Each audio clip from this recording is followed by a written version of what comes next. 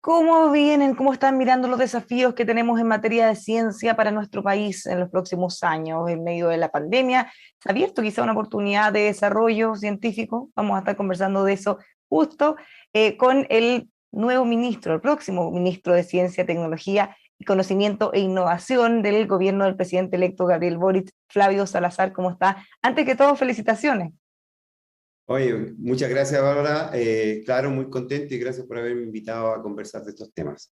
Bueno, queremos saberlo todo. ¿Cuál es la visión que usted tiene actualmente, los desafíos, por ejemplo, que tenemos en esta materia? Bueno, yo creo que se nos vienen cosas interesantes. Creo que dentro del programa de gobierno del presidente Boric existe un énfasis un poco distinto a lo que venía siendo históricamente del rol que va a jugar la ciencia, el conocimiento, la cultura en la construcción de un modelo de desarrollo que sea más inclusivo, ¿no es cierto?, que sea más sustentable, y que en el fondo genere mayor felicidad y mayor, digamos, derechos para los ciudadanos. Entonces, en esa tarea es la que nosotros tenemos que de alguna manera aterrizar y generar las propuestas para construir ese proyecto. Y yo hoy día tengo una reunión con el presidente y probablemente ahí voy a recibir lineamiento y vamos a poder hacer un intercambio un poco más detallado de los elementos que van a constituir esta propuesta, ¿no? Bueno, justamente a usted, cuando le han preguntado cómo lo ha hecho este ministerio actualmente, el ministro ha señalado que le faltó quizá un poquito más de impulso para poner a la ciencia en el lugar que le corresponde. ¿Cuál es el lugar que usted cree que le corresponde y qué cree que se puede hacer? ¿O qué va a hacer más bien desde la cartera? Mm. Yo creo que en general lo que uno espera es que los temas científicos, las capacidades, ¿no es cierto?, de generación de conocimientos que ya existen en el país, que tienen de alguna forma un desarrollo importante desde el punto de vista de la calidad, pero un poquito limitado en el número, no tenemos los científicos suficientes, estos temas se pongan como un elemento en la discusión cuando uno genera una plataforma de desarrollo que incluya, ¿no es cierto?, los temas de medio ambiente, los temas de energía, los temas de equidad, los temas de seguridad social, etc. Los conocimientos, la ciencia, no solamente la tecnología, que es muy importante, pero también las humanidades, ¿no es cierto?, las ciencias sociales, tienen que ser parte digamos, de los insumos que tienen que ser tomados en cuenta cuando uno elabora una política de ciencia y tecnología. Y yo creo que incidir en el modelo de desarrollo va a requerir convencer a otras autoridades con otra experticia y a la comunidad de que esto es una estrategia válida para tener, digamos, réditos en el mediano y largo plazo. O sea, no es una cosa solamente de corto plazo, sino que estratégica que debiese beneficiar a las próximas generaciones. Bueno, justamente todas las crisis tienen oportunidades. Si nosotros miramos el COVID, que ha sido dramático y los efectos han sido, por supuesto, muy graves, dañinos, uno podría mirar el otro vaso, quizás medio lleno, el desarrollo científico, las vacunas se vuelven a traer también a nuestro país, estamos avanzando, hemos sido parte muy importante en el estudio mismo, propiamente tal, de dichas vacunas, y también, por otro lado, el teletrabajo, todo lo que se ha podido avanzar de esa forma que acercan estos temas a la ciudadanía y lo vuelven mucho más cotidiano. ¿Cómo ve usted que se puede aprovechar esa oportunidad?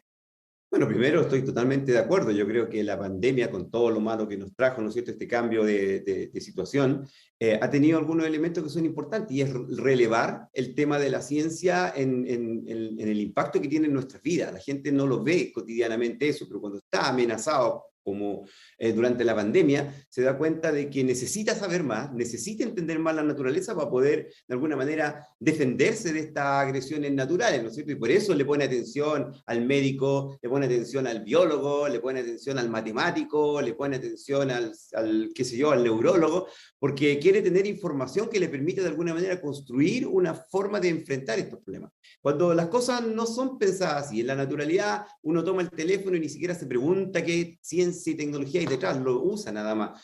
Pero en este caso yo creo que se ha producido lo que tú dices. Y eso es una oportunidad, porque nosotros, esta capacidad de poder responder ante estas dudas se basa en el conocimiento adquirido en la investigación de múltiples personas, ¿no es cierto?, en las universidades, en los institutos, en las relaciones internacionales, en las publicaciones, o sea, en todo este mundo que parecía tan académico, tan alejado de la realidad, de ahí salen todas las noticias respecto a que el virus es más contagioso, es menos contagioso, qué es lo que es una variante, cuáles son los problemas que produce el confinamiento, el tema de lo que tú mencionabas, la tecnología, el teletrabajo. Entonces yo creo que claro que sí que hay una oportunidad de poner esos elementos y desarrollar capacidades propias. Eso es lo que este país requiere, aprovechar los talentos y con una inversión un poco mayor, gradual, pero importante, se van a conseguir, ¿no es cierto?, mayores impactos de la ciencia local. Bueno, algo de lo que usted mencionaba también pudimos ver en medio de la pandemia este trabajo interministerios, ¿cierto? En el caso de ciencia, trabajando muy de cerca con salud, algo que quizás antes no estábamos acostumbrados a ver. Cuando tuvimos los eclipses también, se les puso un lugar privilegiado en toda la discusión pública. ¿Cómo usted que va a seguir ese trabajo? Medio Yo creo que ambiente eso quizás va, podría ser también un trabajo bien coordinado. no, yo creo que hoy día, claro, o sea, dentro de la amenaza más importante que existen está el cambio climático, ¿no es cierto? Y eso tiene impacto no solamente, digamos, en la sequía, sino que tiene impacto global y ahí vamos a tener que, de alguna manera, eso es ineludible, eso es inevitable, no es algo que nosotros vamos a tener una varita mágica para evitar el cambio climático, eso ya es algo que está en curso. Lo que podemos hacer es, una vez que lo comprendamos bien, establecer herramientas que nos permitan mitigar su impacto. Y ahí está cómo vamos a usar la tecnología, cómo vamos a optimizar el agua, cómo vamos a descentralizar las cosas, cómo vamos a emitir menos digamos, gases contaminantes, etcétera. Y todo eso requiere ciencia, y por eso, claro, hay un diálogo, y justamente la ministra Maysa Rojas viene de mi misma universidad también, nos conocemos de centros de excelencia, tenemos una mirada ciertamente común, y yo espero con ella, con la ministra de Salud, poder tener algún tipo de diálogo que permita meterle lo más cantidad de ciencia posible a las decisiones que se van a tomar en esos ámbitos.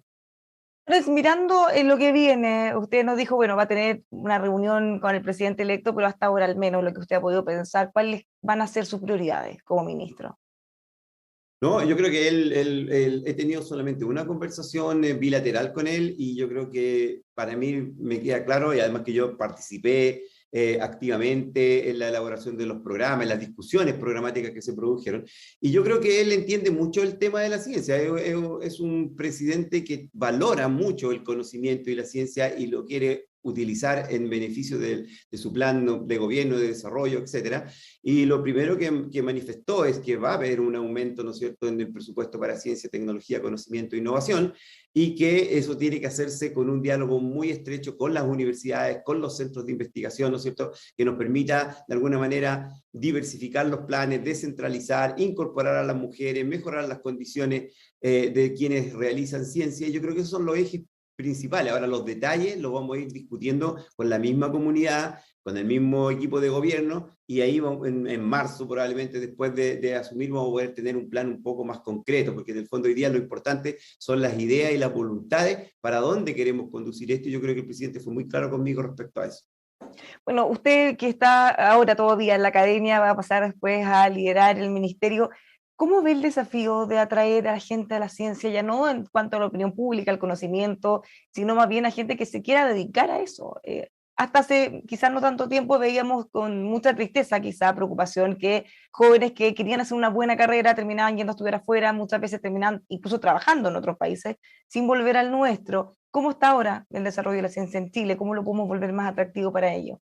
Yo creo que hay que tener primero una mirada bien integral de lo que es el sistema hoy día, que no es, esa es mejor que lo que era hace 20 años, tiene muchísima mayor, digamos, articulación, pero yo creo que le falta una inyección adicional de recursos para aumentar los impactos que tiene y abrir espacios para la inserción de estos jóvenes, ¿no es cierto?, que han recibido la oportunidad de poder formarse afuera qué sé yo, doctorado, magíster, etcétera, pero brindarles espacios en los cuales poder ejercer ese conocimiento. Y ahí hay una tarea importante que vamos a tener que discutir, por ejemplo, con las universidades regionales, para poder también tener un desarrollo equilibrado. No podemos pensar que todo va a quedar acá en Santiago, porque sería un gran error. Tenemos que diversificar y también tenemos que abrir espacios para su reinserción. Y también vamos a tener que pensar en cómo en el futuro vamos a mejorar las condiciones de quienes se dedican a la ciencia, porque hoy día se han ido mejorando, pero particularmente para quienes lideran los grupos de investigación, ¿no es cierto?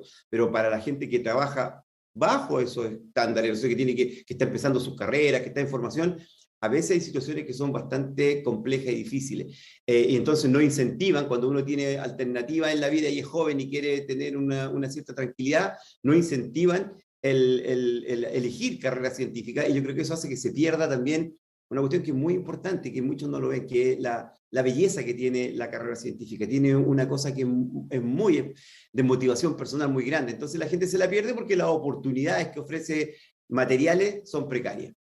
Tal como dice, una cosa es generar estos puestos de trabajo y otras que también sean bien remunerados, para que la gente quiera dedicarse a eso y no termine yendo a Exacto. otros países. Exacto, eso es lo que por lo menos pienso yo.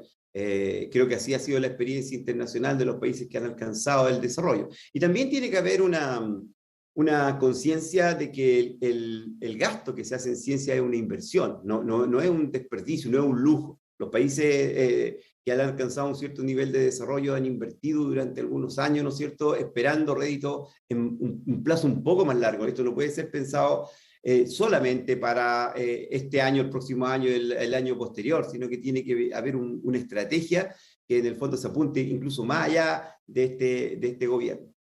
Bueno, ese es un desafío que venimos arrastrando en cuanto a cuánto más va a crecer el presupuesto para que podamos tomarnos en serio esto. Y tal como usted acaba de decir, no es un lujo necesariamente, una necesidad, que es un círculo virtuoso, que pueda contribuir a todas las otras áreas. Así es, y yo creo que ahí hay un compromiso del presidente que probablemente me lo ratificará en la reunión y vamos a ver exactamente los detalles respecto a eso, pero hay un consenso de aumentar el presupuesto en forma bastante significativa, y yo creo que eso constituye en sí mismo, y ahí hemos tenido discusiones con otras visiones, ¿no es cierto?, que de alguna manera piensan de que lo primero que hay que hacer es como establecer bien lo que estamos gastando hoy día antes de aumentarlo. Yo creo que hoy día está claro que debemos hacer un esfuerzo de inversión en ciencia y tecnología, y no van a faltar programas, no van a faltar espacios en los cuales poder ejecutar ese presupuesto y de esa manera ir construyendo una situación mejor para la ciencia en el país. ¿Cómo ha visto usted todo lo que tiene que ver con las becas, becas Chile, y la formación de los profesionales, tanto en Chile como en el extranjero? ¿Qué podría hacerse ahí para mejorar? Bueno, yo creo que ya se empezó a hacer algo, por lo menos se empezó a discutir este tema en el ministerio actual. La idea, creo yo, va por una, digamos, diversificación. Nosotros necesitamos fortalecer los programas de doctorado de nuestro país. Necesitamos jóvenes científicos que de alguna manera investiguen en Chile, en nuestro grupo. Eso es súper importante, por eso hay que fortalecer esos programas.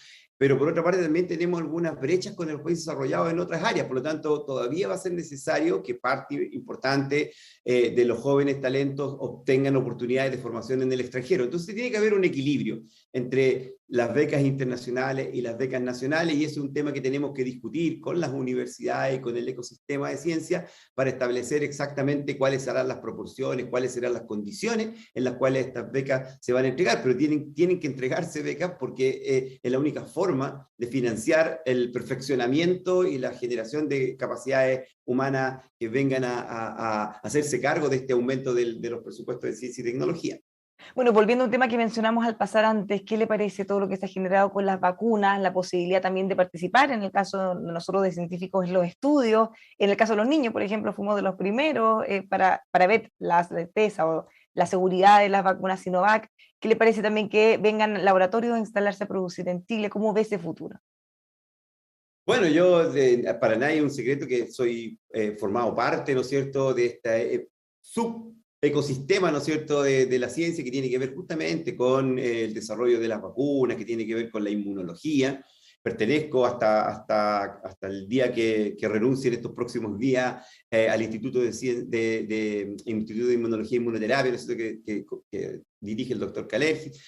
Por lo tanto, yo valoro mucho el esfuerzo que han hecho los científicos, no solamente el doctor Kalergi y los equipos del instituto, sino que la comunidad en general. se ha mostrado, ¿no es cierto?, una capacidad de reacción muy fuerte en todos los temas que tuvo que ver, por ejemplo, con el diagnóstico, ¿no es cierto?, cuando los laboratorios de las universidades se transformaron rápidamente en una plataforma para poder apoyar los esfuerzos en estas áreas, los temas de los matemáticos, ¿no es cierto?, los temas transdisciplinarios que apoyaron, los temas de salud mental, que desde la Universidad de Chile se hicieron, digamos, estudios muy importantes, demuestran de que tenemos que tener esas capacidades fortalecidas. Y respecto a la pregunta del centro de vacunas, yo soy un convencido de que Chile, una forma, por ejemplo, uno de los proyectos importantes que tenemos que defender es recuperar las capacidades de generar vacunas en nuestro país. Y hay iniciativas, tanto privadas como las de Sinovac, ¿no es cierto?, que en cierta medida tienen ya una decisión de instalar plantas acá, como también la que está planteando desde la Universidad de Chile un centro productor de vacunas, ¿no es cierto?, con una alianza público-privada, que en el fondo esté en un parque tecnológico como Laguna Carén y que de alguna manera también sea capaz de abastecer no solamente al país, sino que a la región, con vacunas. Y eso va a tener un impacto también en la investigación y desarrollo que desarrollamos en Chile. O sea, en el fondo, no es solamente producir para vender, sino que es tener las capacidades y que estas capacidades sirvan para levantar proyectos en Chile y escalarlos a un nivel de investigación clínica. Ese es como un proyecto que me parece muy importante y que lo vamos a discutir probablemente en el gobierno, con las universidades, para ver su viabilización. Bueno, claro, ahora estamos con el COVID, pero normalmente tenemos influenza, siempre se necesita vacuna y ojalá el desarrollo, espero que no tengamos otra pandemia pronto, ni en varias décadas de años. Bueno, a propósito, usted como hombre de ciencia, ¿qué le parece que todavía exista gente que no se quiere vacunar, que desconfía de los avances científicos, que tiene por alguna razón resquemores y se pone en riesgo a sí mismo al no vacunarse y a los demás también? Bueno, ¿qué quiere que le diga? Hay muchas razones por las que la gente hace eso y mucho tiene que ver con la desinformación y con la debilidad que existe respecto a la evidencia científica, cómo se toma la evidencia científica. Yo creo que, claro, durante la pandemia se ha fortalecido este respeto, digamos, por la evidencia que se va produciendo, pero antes de eso las fake news son las que predominan. Entonces, las creencias de cada uno han sido puestas como, de alguna manera, el estándar de derecho. O sea, yo tengo derecho a opinar lo que yo quiera, no me importa la evidencia, mi derecho a opinar algo es lo fundamental, y eso hace de que, claro, aparezcan personas con su opinión que no tiene ningún fundamento y se transforman, se viralizan, ¿no es cierto?, y después se transforman en movimiento, etcétera. Yo creo que el sentido común es súper importante en este caso y la experiencia. Yo creo que en Chile tenemos una experiencia respecto a las vacunas, una relación distinta a la de otros países, y eso facilitó mucho. Acá no tenemos un movimiento antivacuna militante así potentes, sino que, claro, después de tanta información, gente que no conoce bien, hay algunos que de alguna manera desconfían, pero no es algo ideológico, como por ejemplo pasa en Europa, donde hay movimientos que no creen en la vacuna, creen que hay una cuestión, una especie de, digamos, de articulación de oscuras, ¿no es cierto?, en eso. Eso se va a ir superando. Yo creo que en Chile vamos a tener que, y por eso es importante que un Ministerio de Ciencia y Tecnología también tenga un elemento de información, como un eje importante, cómo llegamos a la ciudadanía, cómo llegamos a las regiones, cómo llegamos a los niños, cómo hacemos de alguna manera una educación para que la gente no desconfíe de la ciencia y transparentemos también las cosas malas que pasan en la ciencia, porque existen elementos, lo ha denunciado la Organización de las Naciones Unidas respecto a la inequidad que se ha producido en el tema de la vacuna, ciertos, digamos, competencias que tienen más carácter de, digamos, de mercado que de beneficio social. Hay que discutir eso también. Eso es un tema que hay que ponerlo en la palestra porque en el fondo tiene que existir un equilibrio entre la, digamos, explotación desde el punto de vista comercial de desarrollos que de otra forma a lo mejor no se producirían, pero poniendo siempre el interés general de la población, ¿no es cierto?, de la salud pública. Yo creo que ese debate también es importante y con eso vamos a ir quitando un poco los argumentos a la gente que desconfía de este tema, de este tipo de acciones. Finalmente, y en términos ya más personales, ¿se imaginaba alguna vez que iba a poder ocupar este cargo tan importante? ¿Le sorprendió la llamada del presidente electo? No, son dos cosas distintas. Uno a veces se imagina muchas cosas, ¿no? Si uno se imagina metiendo un gol, yo soy colocolino metiendo un gol en el Monumental, se imagina muchas cosas. Eso, que uno se lo imagine no significa que sea verdad. pero claramente que me siento en una situación bien especial que no había vivido nunca. Yo creo que esto no lo había vivido nunca. Me siento muy motivado, pero también muy agradecido, he sentido mucho apoyo y esperanza, y espero no defraudar, voy a hacer todo lo posible por no defraudar. ¿Cómo fue ese momento? ¿Se nos puede contar cuando lo llamaron? ¿O ya sabía algo? ¿Cómo fue? No, bueno, fue en dos momentos, dos llamadas distintas, una como para advertirme de que estaba esa posibilidad y cómo la veía, etcétera, etcétera. Y luego una llamada del presidente directa, porque la primera tampoco fue con seguridad, sino que puede ser, y ahí me quedé esperando hasta que me llamó el presidente para contarme, para invitarme. Y bueno, fue muy emocionante, muy increíble, momentos que no se pueden describir muy bien, pero yo creo que después todo el tema de conocer a los otros ministros y toda esta ceremonia y esta buena onda que se produjo en la ciudadanía, ¿no es cierto? A uno lo llena mucho de esperanza y de ganas de poder dar lo mejor de uno. Así que yo estoy tranquilo hoy día y esperanzado, estoy trabajando fuertemente, estoy cerrando mi vicerrectoría, estoy acá, esta es mi vicerrectoría de investigación y desarrollo, terminando cosas, ¿no es cierto? Ordenando cosas y al mismo tiempo conversando con gente sobre el futuro. Entonces estoy en una situación bien compleja, pero ya me va a tocar vacaciones. La próxima semana me voy a desaparecer, no van a saber nada del potencial próximo ministro, hasta ya a fines de febrero probablemente. Ya, pues aprovechela bien porque va a tener mucho trabajo. Muchísimas gracias por conversar Ok, con nosotros y le deseamos el mayor de los éxitos, pues, que le vaya ya muy pues. bien. Muchas gracias, Paula. Que estén bien. Saludos a todos. Igualmente, pues los dejamos a todos Chao. invitados a seguir informándose junto a nosotros aquí en emol.com.